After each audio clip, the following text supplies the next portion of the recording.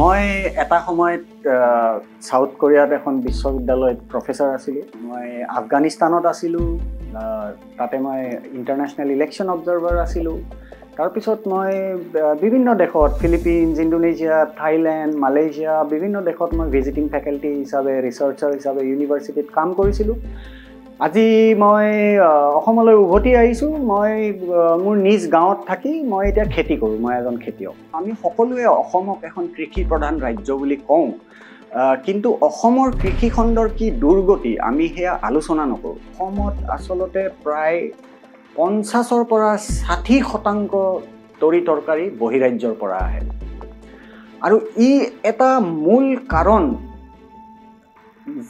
যি কাৰণে অসমৰ কৃষকে আজি খেতি পথাৰ এৰিছে। নমস্কাৰ, মোৰ নাম বনজিৎ হুছেইন। মই এজন কৃষক।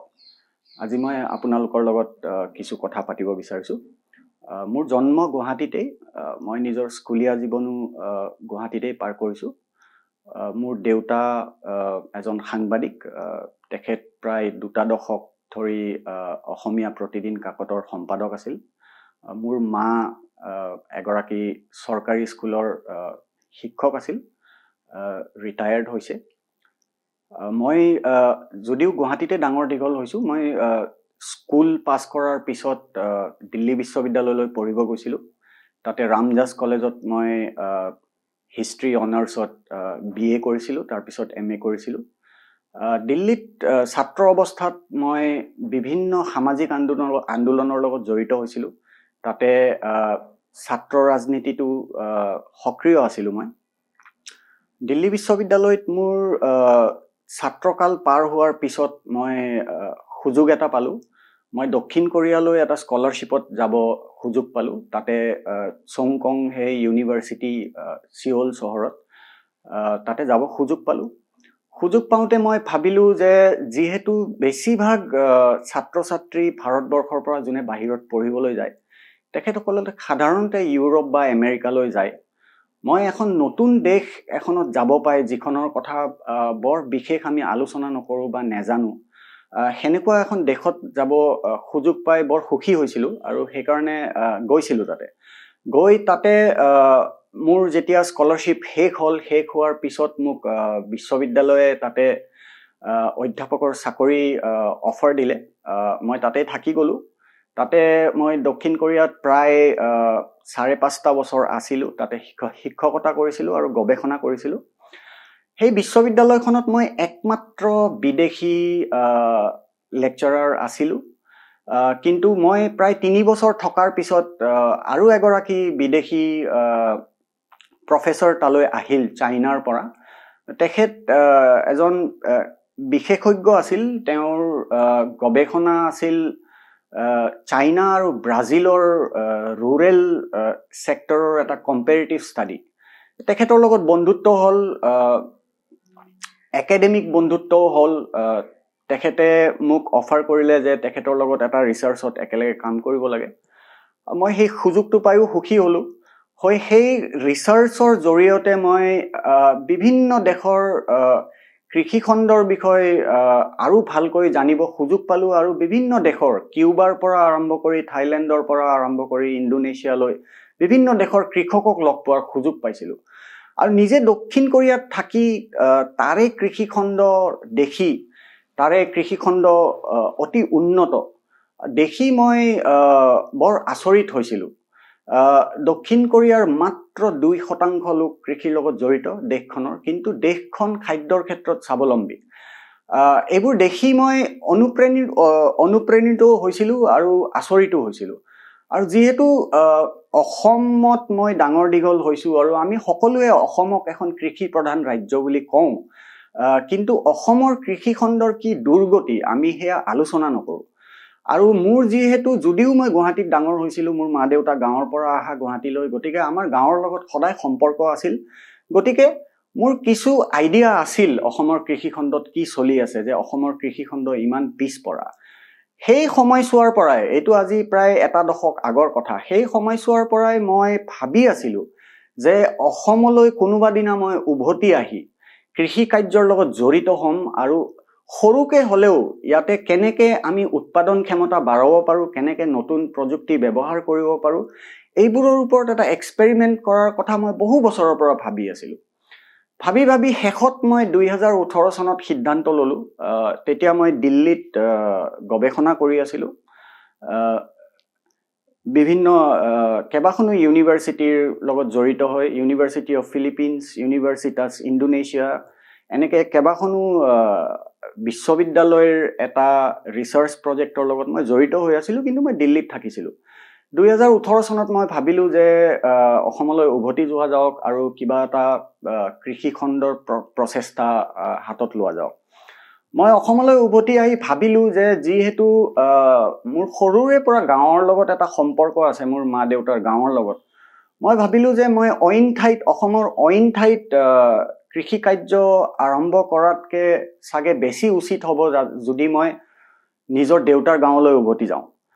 যিহেতু তাতে মানুহ চিনাকি, তাৰে মই সৰুৰে পৰা সেই গাঁওখন দেখিছো, গতিকে মই 2018 চনৰ শেষৰ ফালে নলবাৰী জিলাৰ বৰিদতৰা গাঁৱত উভতি গলো। গৈ তাতে মোৰ বাল্যকালৰ বহুত বন্ধু আছিল। তাৰে 8জন যুৱকৰ লগত মই কথা পাতি আমি এখন কালেক্টিভ ফাৰ্ম আৰম্ভ কৰিলো। কৰি আমি যিমান পাৰো নিজেও শিকিলো, বিভিন্ন অনলাইন মেটেৰিয়েলছ ইউজ কৰি পেলাই আমি শিকিলো। আমি কৃষি বিশ্ববিদ্যালয়ৰ কেইবাগৰাকীও অধ্যাপকৰ লগত কথা পাতিলো যে কেনেকে নতুনকে অলপ নতুন প্ৰযুক্তি ব্যৱহাৰ কৰি আমি ধানৰ উৎপাদন হওক বা শাক পাচলিৰ উৎপাদন হওক কেনেকে বৃদ্ধি কৰিব পাৰো। প্ৰথম বছৰ আমি ধান খেতি কৰিলো অলপ উন্নত পদ্ধতিৰে, নতুন কিছুমান প্ৰযুক্তি ব্যৱহাৰ কৰি। তাৰপিছত সৰিয়হ কৰিলো আমি যথেষ্ট। আৰু তাৰপিছত আমি বিশেষ গুৰুত্ব দিছিলো শাক পাচলিত, ভেজিটেবলছত। কাৰণ মই এতিয়া যিখন গাঁৱত আছো, এখন নলবাৰীৰ এখন অতি পিছপৰা অঞ্চলৰ গাঁও, কিন্তু আচৰিত কথাটো হ'ল যে আমাৰ অঞ্চলটোত যিবোৰ গধূলি বজাৰ আছে, য'ৰ পৰা মানুহে শাক পাচলি কিনে, তাতে শাক পাচলি এখন গ্ৰাম্যাঞ্চলৰ বজাৰত শাক পাচলি 100 কিলোমিটাৰ দূৰৰ পৰা আহে, খাৰুপেটীয়াৰ পৰা। তাৰ কাৰণটো যেতিয়া আমি বিচাৰি পোৱা বৰ টান নাছিল। মানুহে শাক পাচলিৰ খেতি কৰা গাঁৱত বাদ দিছে। আমি ভাবিলো যে আমি যদি কৰিব পাৰো আৰু ভাল যদি উৎপাদন কৰিব পাৰো, কৰিলে আমাৰ বজাৰ আমাৰ গাঁৱতে আছে, আমি গধূলি বজাৰবোৰত বেচিব পাৰিম, এনেকে ভাবিছিলো। আমাৰ প্ৰথম বছৰ বৰ ভাল উৎপাদন হলে আমি বজাৰত এইটো দেখিলো যে ইয়াতে এনেকুৱা এটা লবি জড়িত হৈ আছে যে থলুৱা উৎপাদন যদি সেই সময়ত হয়ও, সেই থলুৱা উৎপাদনখিনি হয়তো বজাৰলৈ যাব নিদিয়ে, তেওঁলোকে বাধা প্ৰদান কৰে, বিভিন্ন ধৰণৰ বাধা প্ৰদান কৰে, নহলে সঠিক মূল্য নিদিয়ে। আমি দেখিলো যে নাচিকৰ পৰা যিটো বিলাহী আপোনাৰ কেমিকেল স্প্ৰে কৰি পকাই অনা হয়, তাৰ তুলনাত আমাৰ থলুৱাভাৱে উৎপাদিত বিলাহী আমাৰ বজাৰত আমি বজাৰ মূল্য পাই আছিলো সেইখিনি সময়ত হোলচেলত 40 টকা বা 50 টকা। আপুনি দেখিব যে নাচিকৰ বিলাহীটোতকে প্ৰায় আধা। গতিকে বজাৰখন আমি আৰু লাহে লাহে আৰু অলপ ষ্টাডি কৰিলো, কৰি দেখিলো যে অসমত আচলতে প্ৰায় 50ৰ পৰা 60% তৰি তৰকাৰী বহিৰাজ্যৰ পৰা আহে। আৰু ই এটা মূল কাৰণ, যি কাৰণে অসমৰ কৃষকে আজি খেতি পথাৰ এৰিছে। প্ৰত্যেক বছৰে অসমত, যদিও অসমৰ 84% লোক গ্ৰাম্যাঞ্চলত থাকে, প্ৰত্যেক বছৰে কৃষিৰ লগত জড়িত হৈ থকা, ডাইৰেক্টলি কৃষিৰ লগত জড়িত হৈ থকা মানুহৰ সংখ্যা কমি গৈ আছে।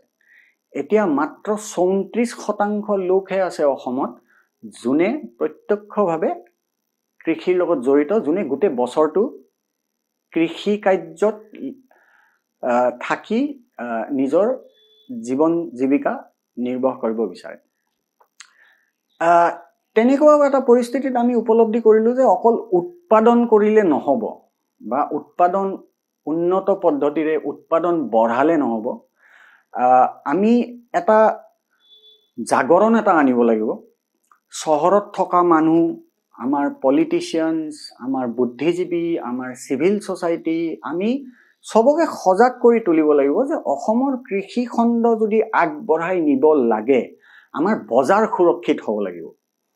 বহিৰাজ্যৰ পৰা অহা বিলাহীটোতকৈ আগে থলুৱা বিলাহীটোক প্ৰিফাৰেঞ্চ দিব লাগিব।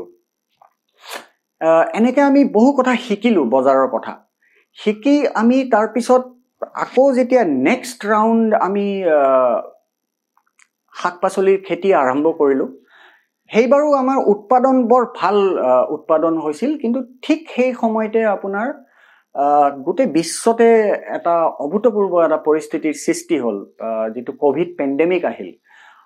ক'ভিড পেণ্ডেমিক অহাৰ ফলত বজাৰসমূহ বন্ধ হৈ থাকিল।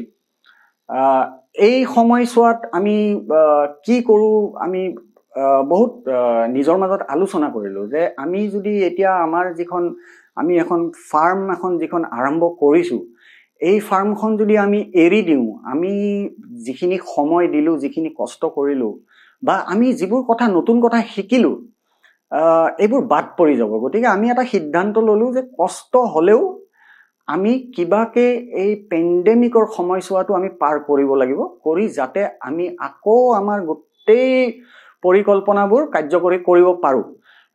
কিন্তু যোৱা ডেৰ বছৰ জুৰি বজাৰসমূহ বন্ধ হৈ আছে। গতিকে মই ক'ব কি বিচাৰিছোঁ যে ৰিটেইল মাৰ্কেট আৰু কনজিউমাৰ আৰু প্ৰডিউচাৰ, তাৰ মাজত এটা বিৰাট জটিল সম্পৰ্ক আছে, যিটো আমি বুজি উঠিব লাগিব।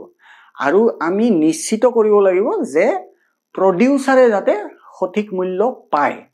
আৰু এইটো অকল কৃষকে নিজে কৰিব নোৱাৰে, এইটো আমাৰ গোটেই সমাজখনৰ দায়িত্ব। আমি চবেই সচেতন হ'ব লাগিব, আৰু চবেই সচেতন হৈ আমি মাত মাতিব লাগিব, মাত মাতি আমাৰ বজাৰ সুৰক্ষিত কৰিব লাগিব, আৰু তেতিয়াহে আমাৰ অসমৰ কৃষি খণ্ড আগবাঢ়ি যাব। Tell us what you think about this video and don't forget to like, share and subscribe.